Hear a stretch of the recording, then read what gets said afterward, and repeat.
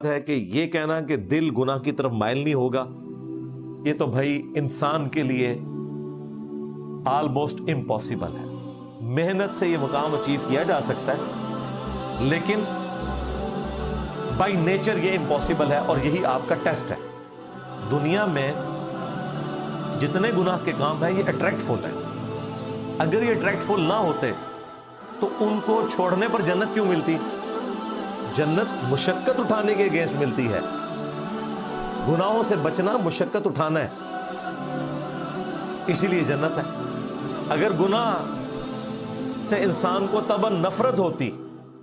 دل اس طرف مائل نہ ہوتا، تو پھر انسان کے لیے امتحان بھی ختم ہو جاتا۔ بخاری مسلم دونوں میں حدیث ہے، اللہ تعالیٰ نے جنت کو ناگوار چیزوں سے ڈھانپا ہوا ہے اور دوزخ کو خوشنما چیزوں سے ڈھانپا ہوا ہے، یعنی ہر وہ چیز جو دل کو بھلی معلوم ہوتی ہے وہ دوزخ کی طرف لے جانے والی ہے، اور ہر وہ چیز جو ناگوار ہے وہ جنت کی طرف لے جانے والی ہے۔ ظاہر ہے حلال اور حرام مال کی تمیز کرنا یہ ناگوار ہے طبیعت میں۔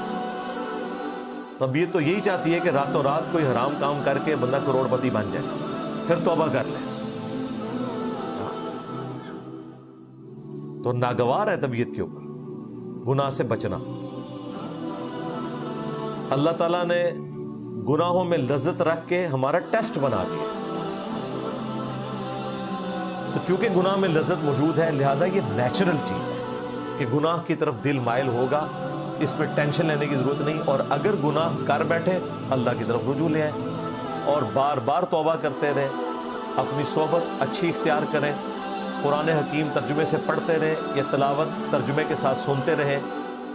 خود بخود آہستہ آہستہ خوف خدا کا غلبہ ہوگا، اور ایک وقت آئے گا کہ اللہ تعالیٰ گناہوں سے انشاءاللہ چھٹکارا عطا فرما دے گا۔ ہاں بالکل، بڑے بڑے گناہوں سے تو بچ جائیں گے،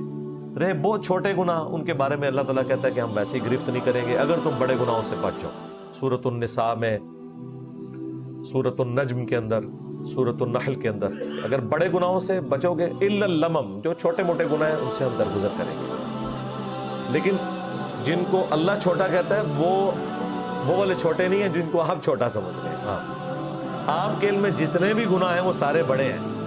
مشکات کی پہلی جلد میں نا گناہ کبیرہ کا بیان پڑھیں تو بخاری مسلم کی روشنی میں وہ سارے گناہ ذکر ہیں۔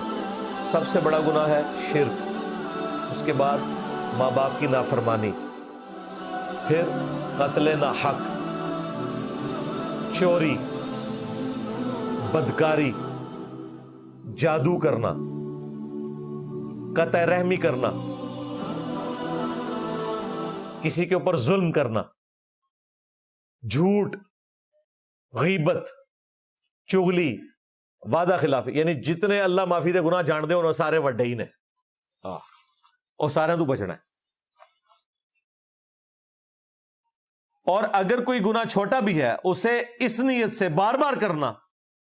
کہ خیر ہے اس کی کون سی پکڑ ہوگی، وہ بھی اللہ کے حضور بڑا گناہ ہے، کیونکہ بغاوت ہے۔ بخاری مسلم میں حدیث ہے کہ مؤمن کے لیے چھوٹے سے چھوٹا گناہ بھی اس طرح ہے جیسے اس کے سر پہ کسی نے پہاڑ رکھ دیا ہے، کتنی تکلیف ہوتی ہے، یعنی کرنے کے بعد اسے احساس ہوتا ہے۔ اور منافق کے لیے بڑے سے بڑا گناہ بھی ایسا ہے کہ جیسے ناک پہ مکھی بیٹھی تھی اڑا دی، کوئی پرواہ نہیں۔ تو یہ دل میں احساس پیدا ہونا کہ یہ مجھ سے غلط ہو رہا ہے، یہ بھی اللہ تعالیٰ کی طرف سے بہت کرم نوازی ہے۔ یہ احساس بھی مر جائے تو پھر انسان توبہ بھی نہیں کرتا، تو اس لیے ہر وقت اللہ کی طرف متوجہ رہنا چاہیے اور اللہ سے توفیق مانگتے رہنا چاہیے۔